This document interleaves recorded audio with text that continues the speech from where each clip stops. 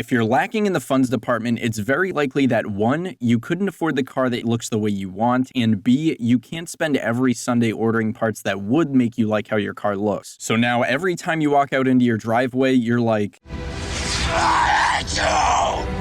well, thankfully, not all exterior mods require deep pockets, especially DIY jobs. So here are 10 of the best DIY exterior mods to get your car looking spicy. Let's get into it.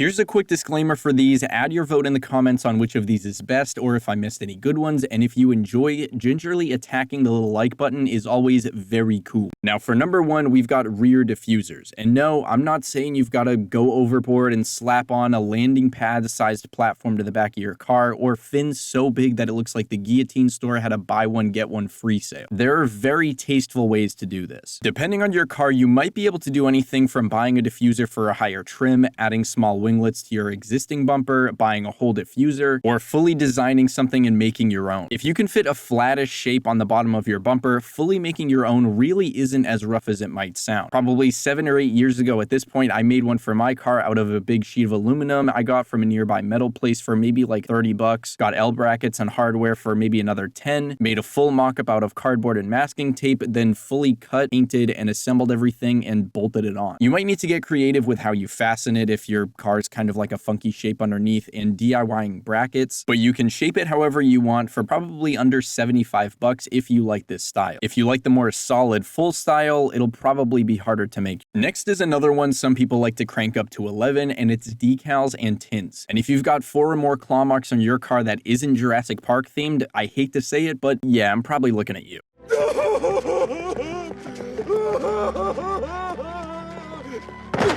Air bubbles and stuff can get aggravating if you're not used to doing this type of thing and are new to it, but it's very possible to learn pretty quickly, especially with pre-cut shapes and kits. A clean stripe or 2, little accents or blackout areas, or even full panel wraps can do a great job of making your car different from all the other models of it on the road in a good way. Tint is great because mainly if you get ceramic tints, it helps you not feel like a potato that's been in the microwave for the last 20 minutes, or me when I get within 4 feet of a C7 Z06. Tint can also make your car look better though. If you have a black car, the full blackout is cool. If you have a bright car like a red or a yellow or even white, it increases the contrast to make the color pop more. If you have a gray car, it's still cool. You just might not be as special. Oh, okay, goddamn. Just make sure to check your state's laws because every state's different, and we at Liberty Drives do not encourage or support partaking in any amount of illegal modification or actions with your car. Trust. As number 3, we've got spoilers and spoiler type attachment part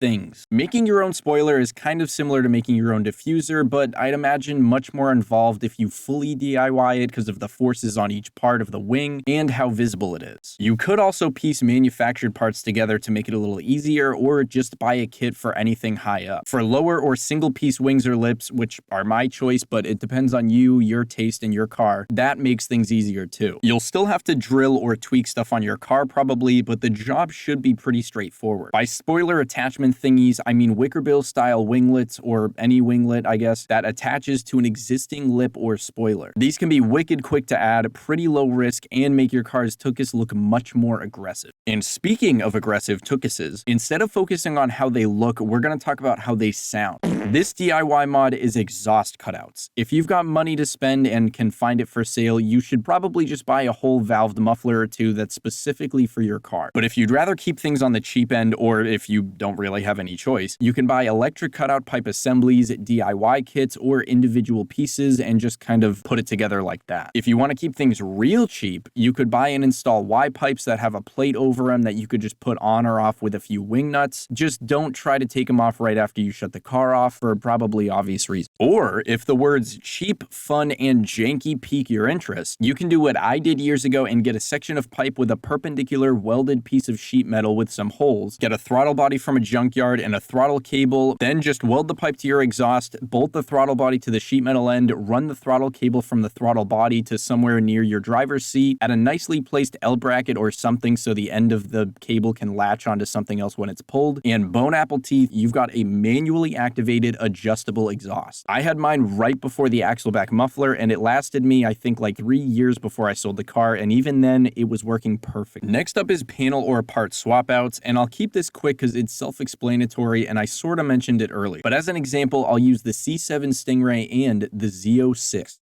I want you.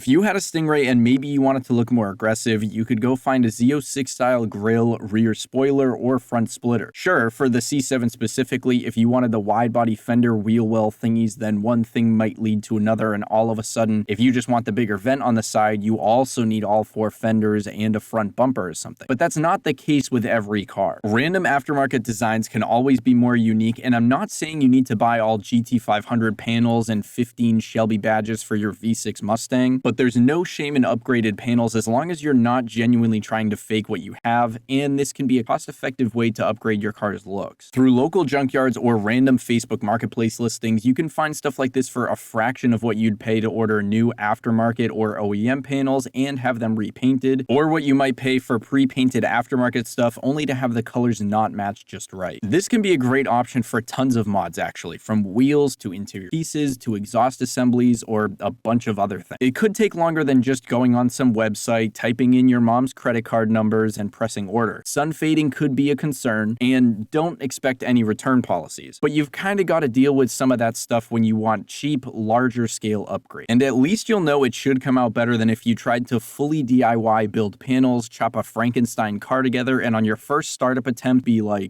"Rise, my glorious creation, rise and come to Papa." As big ol' numero 6, it's repairing or updating your paintwork. But before you roll your eyes, close out this video and keep eating your little Cheetos, I'll say I definitely don't recommend to anyone to just go out, rattle your whole hood, and expect it to look like it just came off the factory. That's not really gonna happen. This is doable though, and you very much can repair or update not overly visible spots, especially if there are body lines or panel edges nearby. It's also great to try if you specifically have an interest in doing this and just want to do it for yourself, or if you're cheap.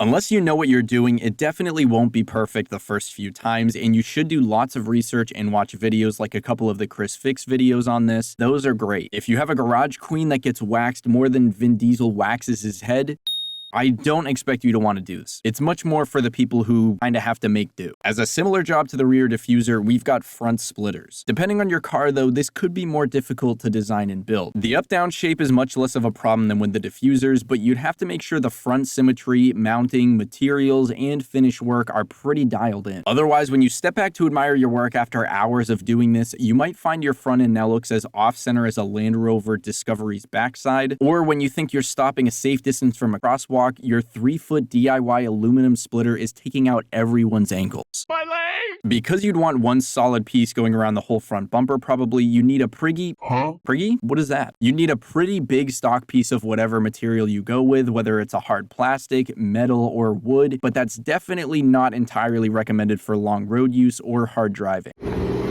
It's on fire. Splitter supports are easy to find on just about any website, and again, you could easily mock one of these up and make a rough template with a big piece of cardboard. And side skirts kind of fall in with splitters too because they're nice and flat, but you need some long pieces and a good way to mount them. Next on the list is tasteful lighting mods, or completely unhinged lighting mods if that's what you prefer. Tasteful ideas in my mind include directional indicator lights, updated bulbs, maybe halos, updated or aftermarket light housing units, or F1 style brake lights, depending on the car. Really though, lighting can be added to a lot of different places in a lot of different ways, so it's up to you. Just again, make sure to check your state's laws before doing anything so you know what you're getting into. If you go with updated brake lights though, the ones that flash once or twice might be good for safety. But maybe try not to be one of those guys who's got a brake light that flashes like 20 times every time they touch the pedal like they're in some John Wick style raid. This is another one I'll keep quick because it's simple, but it's tire lettering. You can buy tires with white lettering lettering, get vinyl sticker things, but I have no experience with those and would question how well they would stay. Or you can buy like a $5 to $10 white oil-based Sharpie and color the letters yourself. I have done that one and it worked great, although I did recoat it after a couple of years just so that it popped a little more, and it can be a little more difficult if your tires have recessed or grooved lettering instead of raised lettering, but it's quick to do. It fades when it's old instead of fully falling off like the stickers would. It's wicked cheap, and you could choose from a bunch of different colors, although I like the simple white accents the most by far. Speaking of simple things though, another DIY exterior mod that isn't really a mod is keeping your damn car clean and waxed. Yeah, I know I definitely cheated with this one, but especially after adding the exterior mods that you want, keeping your car clean is a simple thing you can do to make it look a lot better. The paint will pop more and last longer, black trim restorer can make black trim pieces pop and look really clean, and clean wheels look 1,000 times better than ones that look like they've had a smoking addiction for the last 20 years. Notice though, I didn't say this is quick because to some, including me at this point, it sucks to have to clean your car often and spend hours to go through all the steps, but afterwards, it's pretty awesome. If you have a covered place to park it, then it can go that much longer between washes, and you've got even less of an excuse to not do it. One honorable mention is adding a wide body kit because some are pretty damn cool, especially this full body 5th gen Camaro kit I talked about a long time ago and still can't forget about, but it takes quite a bit of chopping up your car most of the time, and it feels to me like the aftermarket wide body look is fading away in the American muscle car world at least a little bit. Let me know which of these mods you love or hate, or if you've done any of them, and let me know what videos you want to see in the future. As always, thank you very much for watching. I really do appreciate it and it means a lot. I'll see you in the next one. Have a great day.